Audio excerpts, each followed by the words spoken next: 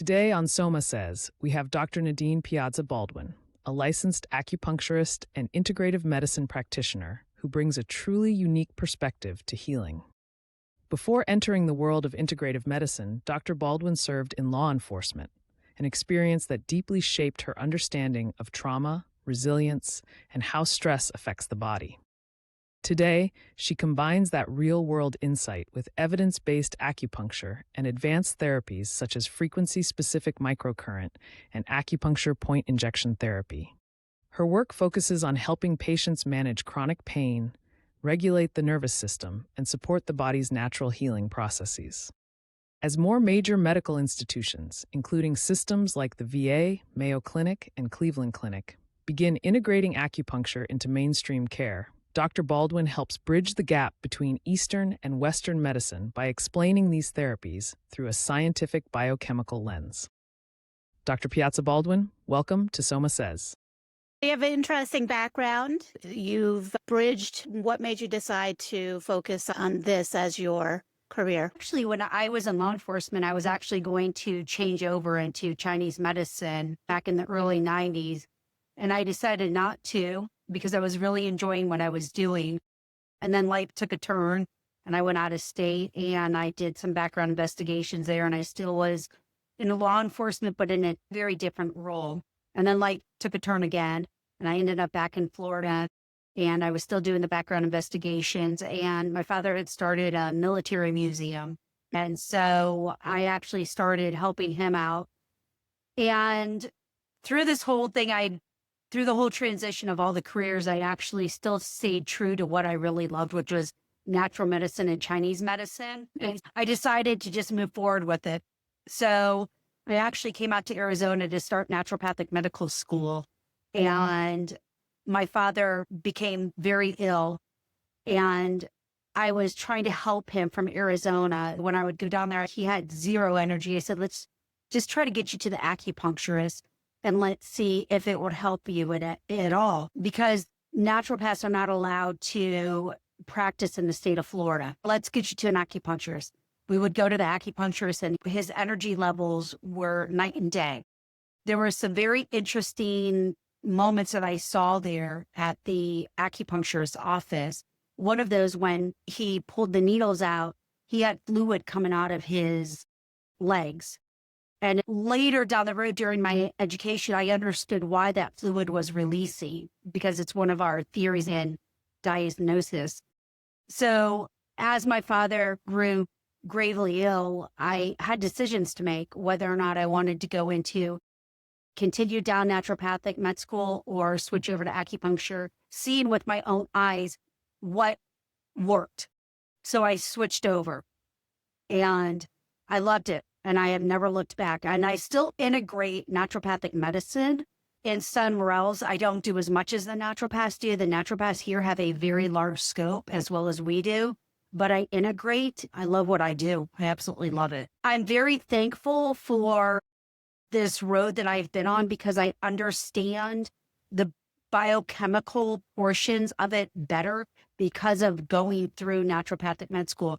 Fortunately for me, I was able to go into cadaver lab and gross lab. So I have been able to see the body from the inside out, just as regular MDs and other med programs, which I feel has given me advantage to a lot of other acupuncturists who are out there who have not been through that. So that is part of naturopathic medicine where you do cadaver work? Yes, it is very intense. During naturopathic med school, it was basically full-blown med school with the exception of the surgery. Even the residency are still there. They do have minor surgery. They don't have major surgery. They don't have labor and delivery, obviously, the rotations in the hospital, but you can do rotations throughout different naturopathic clinics. So it's basically the same in Chinese medicine. We have everything with the exception of the cadaver lab that we had to go through, that we were going to have to go through in naturopathic med school, with the exception of minor surgery, and homeopathy is completely different, a different course and set of degree in Arizona because it's regulated. We have to learn all of the Chinese diagnosis, all of the Western diagnosis, all of the Chinese herbs. Some of the Chinese herbs blend over into the Western herbs. And we still have to learn all the pharmaceuticals because we have to know if the pharmaceuticals have contraindications with any of the Chinese herbs and the natural herbs, the Western herbs. So we have a full-blown spectrum and we're nationally tested on all of it. That's good to know because I think a lot of my patients are curious about naturopathic medicine as well as acupuncture, but they remain skeptical. So can you explain to us, since you have this biochemical experience, what acupuncture actually does in Sure. biochemical terms, in terms of neurotransmitters and inflammation, the fluid that you saw on your dad's legs, the blood flow, the nervous system regulation? So from the biochemical standpoint, it decreases inflammation and it increases blood flow. So when you have that increase of blood flow, the nitric oxide that is carried with the blood flow, it's carried quicker because you're opening up the blood vessels. So you're vasodilating those blood vessels. So the blood flow is able to get through the vessels quicker, bring down the inflammation, get more oxygen to the muscles, repair the muscles and the inflammation a lot quicker than without it. As far as the neurotransmitters goes, dopamine, serotonin, norepinephrine are all released during an acupuncture treatment. Does not matter if you're using it for stress, for sleep, it is still released. Obviously, we can't control what's released and what's not. So you get that benefit every single time. And you hear a lot of patients say, oh, I slept better after my acupuncture appointment, or I slept during my acupuncture appointment. That is why. That is why. So those are the 5 main things that happens during the acupuncture system. It can absolutely regulate the CNS, the central nervous system, because of the biochemical processes that is going on when you get the acupuncture treatment. Now, the interesting thing is even if you put in one needle, you still get those benefits, which is awesome. It definitely is. I love acupuncture. I think it's been a while I was getting it on a regular basis, and I think I need to go back to it. What do you think Western medicine has historically misunderstood about acupuncture? And do you think that's finally changing? Because I know Medicare covers a certain amount of sessions of acupuncture.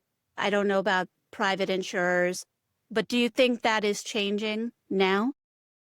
Absolutely. I think it's changing. I actually just had United Healthcare call me and I just explained what I'm going to explain to you. So Medicare covers it for low back if you are an MD. Even though the acupuncturists are the specialists in this, and we've been through the 4 years because it is 4 years of college to be able to sit for the boards, and then you have to go on for your doctorate.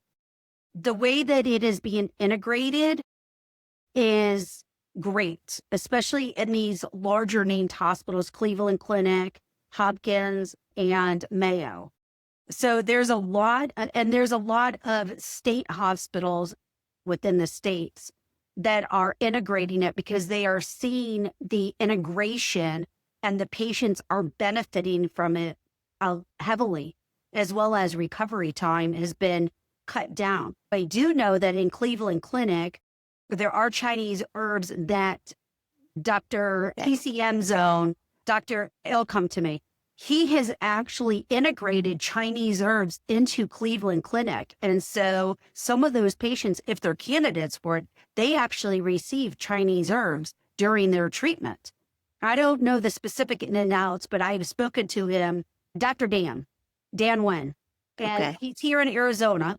And so I have spoken to him multiple times and he has all of his herbs up there. And so they are able to bring that side of recovery to them, to the patients who are actually in Cleveland Clinic. Now, you had asked whether it was getting better recognized for integration, for medical integration. Yes, absolutely. I believe so. And the reason being is because everything up to, and I don't know the exact year, was written in Mandarin. And so the cases and the study were not able to be translated into English. So therefore, nobody really understood from a Western standpoint what was happening, especially from a scientific based standpoint. A lot of that information is now being translated, but obviously it takes a long time. So we have a lot of books that are being translated from Mandarin into English in order for other professions to be able to understand what is happening biochemically, as well as the case studies. The medical world, Western medical, is heavily relies upon, and the studies show for case management and for evidence-based practices, which we understand. So you have that aspect of it. And then you also have aspects of the generation, such as myself and people below me, who are able to come on. Technology has played a huge part of it because of being able to explain to people in the masses, such as podcasts or face-to-face interviews, of how this medicine works. Yes, there is science. It is science-backed. It is not just a witchcraft. And so I think the more that we are able to speak to other practitioners and explain it to them, I think that you'll start seeing more integration. I think the other thing is that acupuncturists, the way that we are being trained, is we are being trained on integrative medicine, which has been a huge help for both Western and Eastern medicine to be able to bridge this gap of, hey, how does it help? And what can we do to help your patient, and how can you help our patient? Because every single patient that I see is on at least one pharmaceutical. And they typically have gone through the medical process of Western, and now they have come to me either because they're not getting the results that they want to get off of their medication, or they need to integrate. It's one of the three, or maybe a combination of them. So with practitioners such as myself, who call the MDs and say, we have a patient in common. This is what I see from my standpoint of view. I know that they're on this pharmaceutical. I either want to give them Chinese herbs. Are you okay with this? And it really making that relationship with that doctor for them to understand, I'm not here to harm your patient. I'm not here to take your patient from you. And I'm not trying to get your patient to get off of their pharmaceuticals or not to come see a Western doctor. I'm trying to enhance their life. Right. Then I think that you'll start seeing medical doctors and acupuncturists start working a lot more, as you're already typically seeing with the coordinated care through Johns Hopkins, Mayo, and Cleveland Clinic. I see it in a lot of different practices now, especially when it comes to infertility. It's very common for those patients to be receiving acupuncture. It works unbelievably for pain. It works great for everything, but I have seen some unbelievable case studies for infertility and for endometriosis, specifically endometriosis, because endometriosis, the theory behind endometriosis and what's going on in a woman's body when she has been diagnosed with endometriosis is an exact textbook case of a diagnosis that we have, which is called DAMP. The easiest way that I explain it to my patients is if you were to take a hose and the other end of the hose has fog, and you're sucking in all of that fog, and your body becomes filled with fog. Okay. And then that fog goes into nodules and masses. That is the easiest way because it's such a visual that the patients can understand that. What is the fog? The fog is what we call damp. Yeah. And it is basically fluid that has not been able to go out. When it collects, you have a very specific body type that it has. It's very much, I don't know if you're familiar with Ayurvedic, a lot of Ayurvedic medicine. So it'd be very similar to the Pitta. Okay. So it's people who, and they don't have to be typically heavy set, but a lot of it can do with environmental, a lot of it can do with genetics, and a lot of it can do with what they're eating. Okay. So you can create this, it's almost a storm, and then you have to undo it. And it's hard to undo, but it can be undone. I have seen women with endometriosis who have gotten Chinese medicine, Chinese herbs, and they've been able to conceive and carry to term and deliver. And when you're talking about fertility and infertility, is people say, oh, I'm trying to get pregnant. Is that really your goal? No, your goal is really to have a child. You need to continue all the way through getting acupuncture for all of your months that you are pregnant until you actually deliver that child, Okay. because it will support the journey. Yeah, that makes sense to me at least. So do you have a hard time explaining that to your clients, your patients? I don't, but unfortunately, the American 2-second gratification is a real thing. Right. And so they want to get pregnant now, but they also want their IVF to be treated. So there's a couple of different things, either somebody who's gone through IVF, somebody who's not gone through IVF. So the patient who's not gone through IVF and is having a hard time conceiving, it's hard for them to commit to the treatments because it's a long time. You have to prep the uterus. You have to regulate the menses. You have to make sure that what they're eating is in line with everything that you're doing. Because if one thing falls off, then it's a domino effect. And because it's going to hit everything else. And they still have to work on the hormone. They have to work on the stress balance. Then you have the IVF patient who will call in and say, I need acupuncture and getting ready to have a transfer tomorrow. And it's hard because herbs need to come into play, and you have to build on the herbs and you have to build on the acupuncture. So it's just not a one and done, unfortunately. So I don't have a hard time explaining it. They have a hard time accepting it. Okay. Is what I would say. Yeah. Yeah. Unfortunately. Yeah. Researching you, I know that you do a particular type of acupuncture, practice acupuncture, point injection therapy, as well as frequency-specific microcurrent acupuncture. Can you tell us about what these two types are? Sure. And give us examples of what it's used for in terms of conditions or symptoms.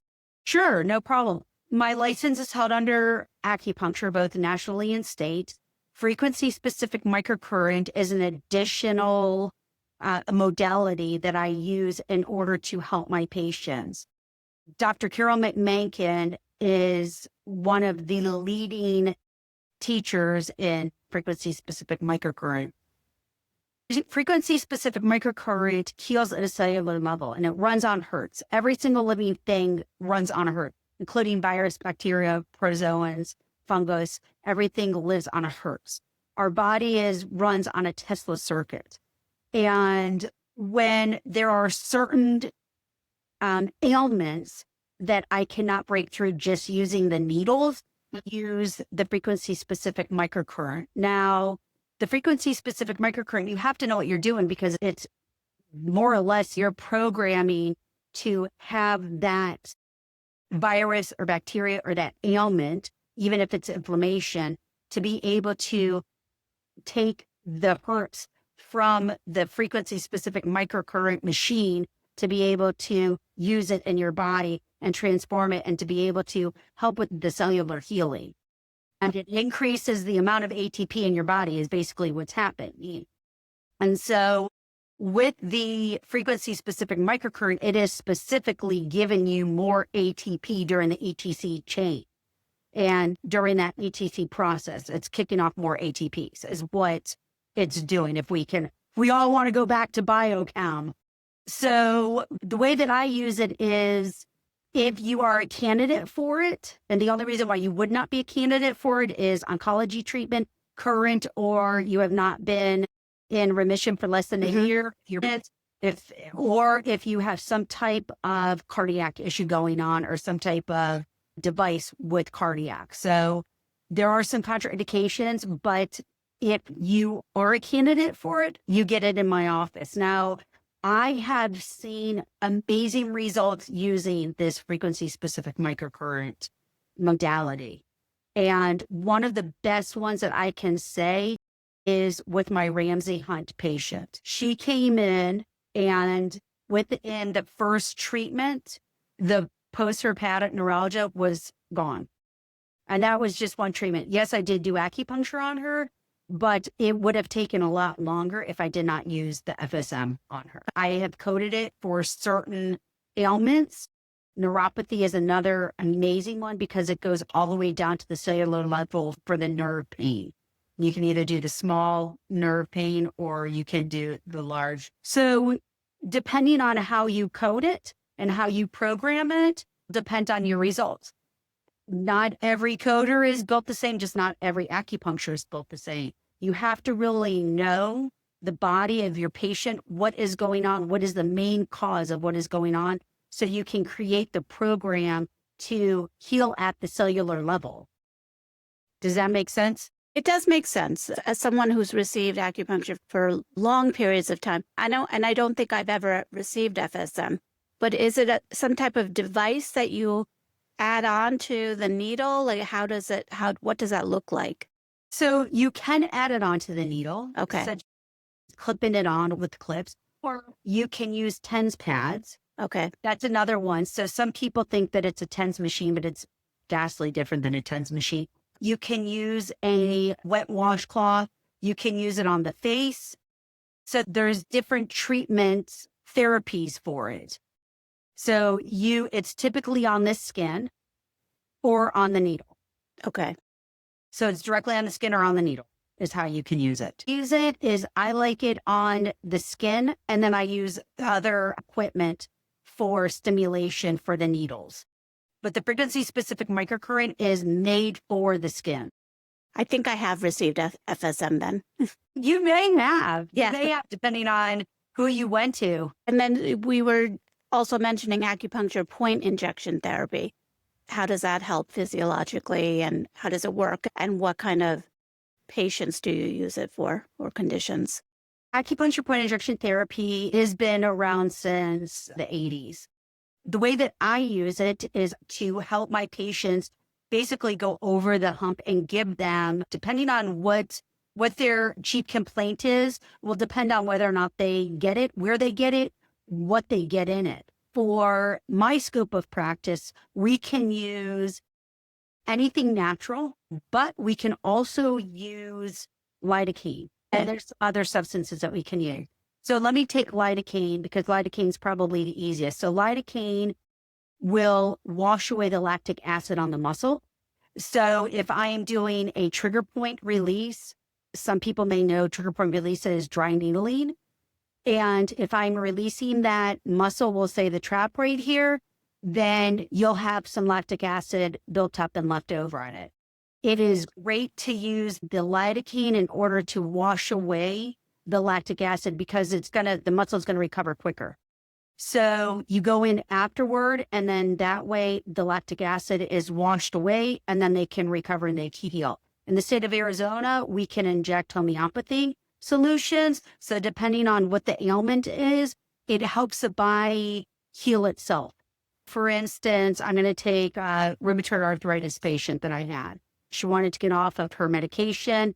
I worked with her. I was releasing her back, and then I was using a solution made specifically for the release and the recovery of rheumatoid arthritis. She did work with her RA doctor, and she was able to get off of her medication. And this was probably about 6 weeks of treatment. So it's not quick. It's not quick, but it works. Okay. That's a good visual that I just got as you were describing which type of patient you were helping with this type of therapy. As an internist, and you probably know, I see a lot of women who are in their midlife who have pain, different types of pain than from a rheumatoid arthritis patient, but fatigue, brain fog, and often they have normal testing. But where do you think conventional medicine is limited for these types of patients in addressing these types of symptoms? From what I've seen from my patients is when they come in and get the acupuncture, for me, it boils down to the sleep. If they cannot sleep, they cannot recover and they cannot heal. And that goes for every single patient, regardless of what the complaint is. You have to make sure that you are sleeping. And so I know that obviously being a woman is that when you go through perimenopause, menopause, and postmenopausal, your sleep is all messed up. And why is your sleep messed up? It goes back to the hormones. It goes back to the hot flashes. So if you can regulate the sleep and you can regulate the hormones through the acupuncture or through other types of biologicals, biotherapy hormones, or Western herbs, Chinese herbs, then you'll start to see this pattern of American women having such a horrible time with menopause. Because from what my understanding is, and from the research that I have done, Eastern cultures do not suffer like American women, unfortunately. And unless things have changed, but from what my knowledge is, they don't suffer as much. I'm not saying they don't suffer, but they don't suffer as much.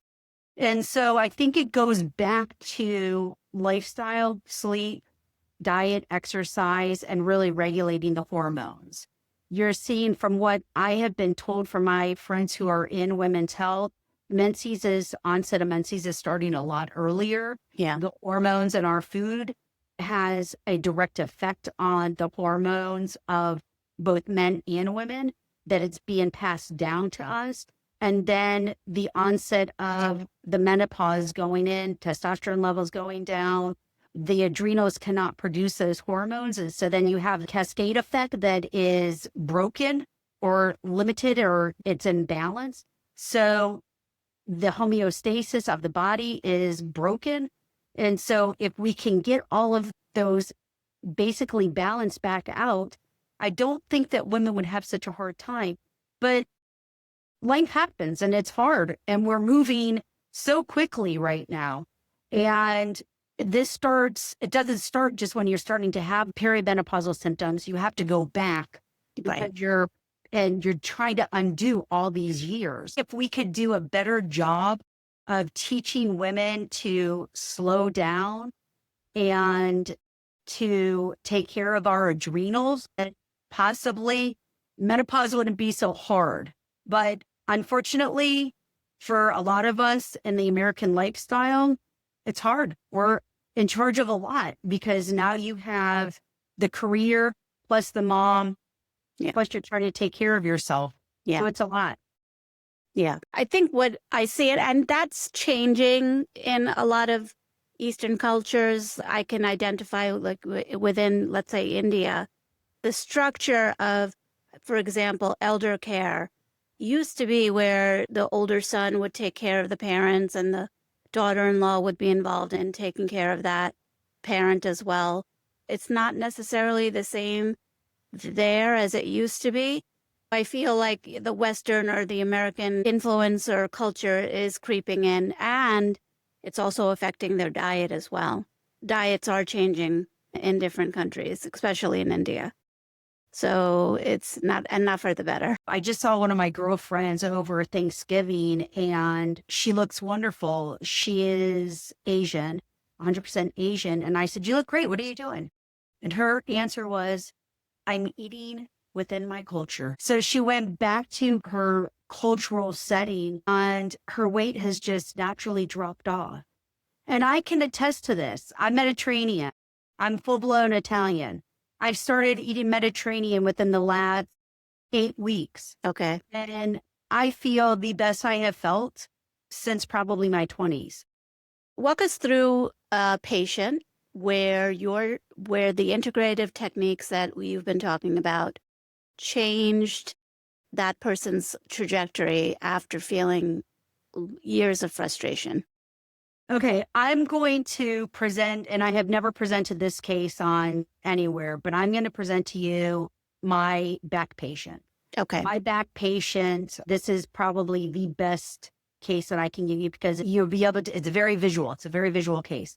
So I had a mid-60s male come in very skeptical of acupuncture, Chinese medicine, and everything else. He was very active. He got injured. He broke his T12.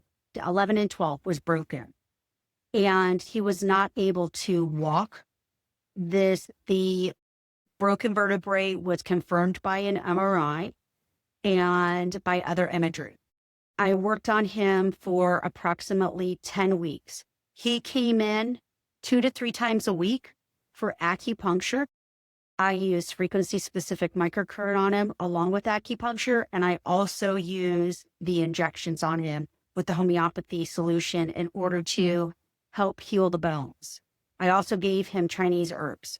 So he had a lot of he had acupuncture, frequency-specific microcurrent, injections, and herbs over this 10 weeks. He was extremely faithful coming to me. Week 3, he started to say he was out of pain. I had him limit his exercise because he was walking with a weighted vest on. I said, please, for the first couple of weeks, let's pause. I'll get you back to exercising, but you're going to undo everything that I'm doing for you. So let's pause. By week 3, hardly any pain. Week 4, he was able to start walking a mile again. Week 5, 6, he increased his mileage. By the end of the treatment, he is now up to walking 5 miles a day with no pain. Re-imaging, the vertebrae is healed. We kept him out of surgery. The results are real.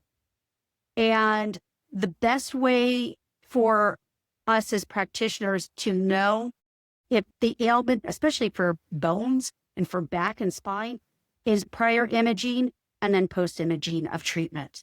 Because the proof is in the pudding. It is right there. So that is the best case that I have.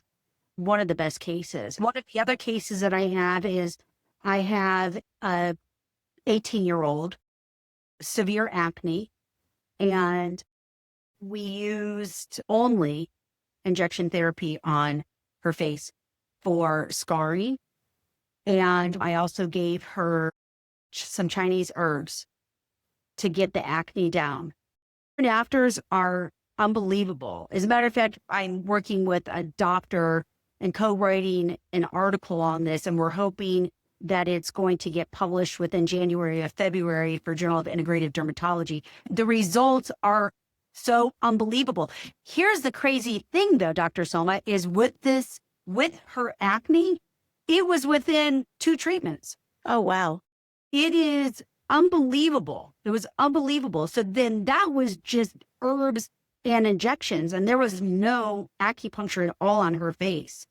So if the practitioner understands the root cause of what is going on and treats the root cause, the results are unbelievable. There are some patients who have multiple root causes of what is going on, especially in Chinese medicine, because you could have a couple of blended diagnoses. Instead of just saying, let's say for hypertension, you have hypertension and this is what you need to do.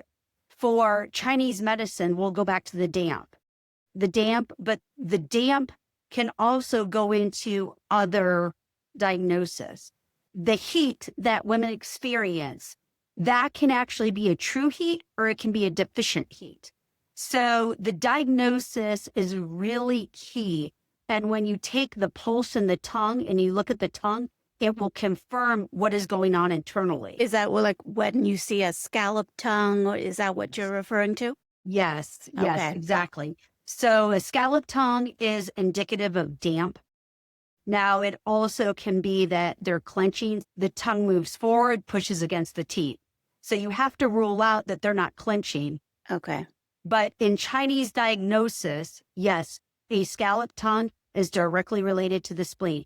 9 times out of 10, they will have spleen issues. Now, let me explain to the viewers and to the listeners, when I'm talking about the spleen, I am not talking about the organ, the spleen. I'm talking about the meridian, the spleen. Okay. Now, there's a big difference when we talk about spleen, liver, gallbladder. We are not actually talking about what is going on within those organs. However, those organs can be affected by the Chinese diagnosis pattern using the meridians. So a lot of places, like you were mentioning, the Mayo, Johns Hopkins, right? They are integrating acupuncture into their practices, are those people MDs who are doing it, or are they true acupuncturists? I'm not saying MDs are not true acupuncturists, but do they need to be MDs in order to perform acupuncture? I don't know about Cleveland or Johns Hopkins, but I do know for Mayo Clinic that they do have an integrative department and they are acupuncturists. Okay. Now, what the requirements are to be an acupuncturist, obviously we have to be nationally certified. We have to be state certified. However, I don't know if they have to be a doctor of acupuncture or if they can just be a licensed acupuncturist, because within our state here in Arizona, and we have Mayo clinics here, that you only have to be a licensed acupuncturist in order to break the skin and retain the needles, which is the actual definition of acupuncture. So, what do you think is driving the shift of these kind of places, developing integrative practices, having acupuncturists within their institutions? When I was training, I didn't see any of this where I trained. So what do you think is driving that? I think that there's a couple of different factors that are driving it. Let me talk about for the patient. I think the patients have been asking and saying, you know what, maybe I should go to acupuncture. And so if it's an outpatient, Mayo, there's always some type, and I hate saying this in Mayo Clinic, I love Mayo Clinic and I love my Western clinics, but there is some type of monetary benefit for them to do this. Right. And as well as the patient benefit. So the patients are getting better results. They're getting quicker results. They're getting sustainable results. And then the clinics are able to push out to the insurance companies because the acupuncturist is working under the MD. The MD is filing it with the insurance. The insurance is going to pay the entire claim. Okay. Because it's under the MD. So there is some type of monetary benefit, as well as, of course, there's going to be, which is there's no shame in that. But I'm hoping that it's more of the integration, that they see that the patient is getting better supported, both pre-surgery and post-surgery, because you can prep the body for surgery or for any upcoming procedure, whether it's dialysis or a full-blown surgery, to help the body reduce the inflammation, to help the body reduce the overall interstitial fluids and help push that out. And then as well as the actual integration for the post-surgery. I know that and I'll just tell you this very quickly, my uncle has had a liver transplant from the Mayo Clinic in the last year. I've talked to him about acupuncture and he said, hey, you know what they have? My doctor said, maybe I should think about acupuncture at Mayo. And I said, do it. I said, if you're already there, then it's one less appointment. You're talking, especially for people who are going to these clinics. This is not just a routine, I need to go get my blood work done. So treatment fatigue, I'm sure that the patients are already having treatment fatigue, but the medical providers are aware of treatment fatigue, that if we can have the patient do everything under us and we can see what is going on, then reduce the treatment fatigue of this patient so this patient can get quicker, better, then let's do it right here and now. If I could have an MD in my office, I probably would. I absolutely would, for the same reason of the integration. There's the two sides of the coin. There's the patient benefits, and then there's the monetary portion of it. But having to possibly think 99% of me is more for the patient benefit integration. As the patients, as you're moving forward and the younger generations are saying, we want natural care, we want more natural care, and people are going back to the roots of natural medicine with the Western, that they're starting to open these doors. Now, the only thing that I would hope for in the future of Mayo Clinic, and I don't know if Hopkins does it, I don't know if they do it or they're going to do it, but I would hope that they would start integrating the acupuncture along with the Chinese herbs. because the Chinese herbs, and this is if I have any MDs out there, please do not be afraid of Chinese herbs. Chinese herbs benefit and they can work synergistically with pharmaceuticals because of the mode of actions. Now, does it mean that they're going to have to tweak the dosages? No, because it's easier for us to do that than for you guys to do that. And especially for oncology patients, because the Chinese herbs for oncology patients can do wonders, absolute wonders for the side effects of chemo treatment and radiation here, because we can keep the body cool. The reason why the hair is falling out, the lashes fall out, everything falls out, because your body's getting overheated. And so that's why they have the cooling caps.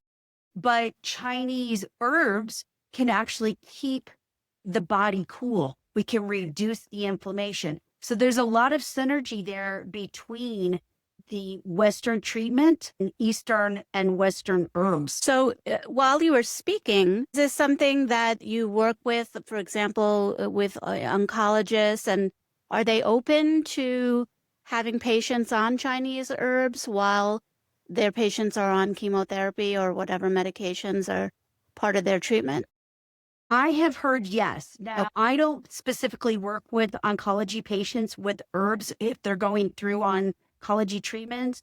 I have another practitioner who's a very dear friend of mine here locally in Scottsdale, and she is an MD China who is specifically, and she has done all of her rotations and all of her research in oncology. So in my opinion, she is the expert in oncology, and I send those patients to her. She has years of doing this. She has so much expertise, but I do know for a fact that she works directly with oncologists and she gives those patients the herbs. And the reason why I know that is because I worked with her for a year and a half before COVID. And the results that she was getting was unbelievable. She's very well respected in our community. It's something I would never have known had I not done this podcast with you. That's fascinating. I never knew that. So Yeah, thank you for that example, because I just thought with certain types of chemo, that's part of the process. No, I can tell you that in acupuncture, and not a lot of people know this, so I'm going to give you some information. In acupuncture, we do have specialties. And some people like Dr. Hong, Shu Hong, she works directly with oncology patients. I love pain. I love dermatology. Not so much for women's health. You always gravitate at what you're good at. You love internal medicine. You're probably amazing at internal medicine. And so we do have acupuncturists who specialize in certain areas. So for anybody listening, this is just a little bit of knowledge that maybe people should know, as well as doctors. I don't think that the Western community understands that, because for a lot of different reasons, you think acupuncture in the general, oh, I'm going to go get acupuncture is my stress is high. I can't sleep. Let's go get acupuncture. This is a full-blown medicine. It is so much more than just that I'm aware of. However, I did not know that there were specialties within acupuncture. I just learned a second new thing today. Yeah, especially with infertility. I don't do infertility at all. Get the results that you're looking for. Yeah. You have back pain. You have really weird diseases that you can't figure out. You come to me, because there's not a lot of people who like that out in the acupuncture world. So we all gravitate towards what we love and what we really honed in on school. And I feel like when you're in school and you're in those clinics, those people start what you are meant to treat. They start gravitating towards you, and then it just builds more and more. Pick one myth about acupuncture that you'd love to debunk. I would love to debunk that it hurts. It does not hurt. What you feel is you'll feel the break of the skin, but it does not hurt. Fear of needles. If you have a fear of needles, it's a completely different type of needle. It is safe. It is effective. And it can change your life. It can absolutely change your life. I don't know if that's more of a myth. There's a lot of myths out there, Dr. Selma. That there's one of the other myths is that we reuse our needles. We do not reuse our needles. They are one and done. They go into a sharps container and they're taken away. So they are sterile before we use them. And we practice all of the HIPAA compliant and the clean needle technique. So we are well educated. I'm sure that there are some acupuncturists who have learned through the generations, but you have to be board certified in order to practice acupuncture because it is a medical procedure. Yes, I know. And yes, all the acupuncturists that I've seen, and I think it's probably been 4 or 5 through the years, they've always used one and done packaged needles, and there was never a concern. I think the only other thing that I know that you were asking me about insurance and we really didn't get into it. Every insurance plan is so different. Yeah. And what I would tell you is even if an acupuncturist does not work with insurance, there's always the super bill and the direct pay that they can look into, but they have to call their insurance in order to see. If we were to look for you in terms of your website, any social media handles, where would we find you? You would find me at www.azvalley.acu.com. And my social media handle is AZValleyACU. Great. Thank you so much again for joining me. Okay, thank you so much.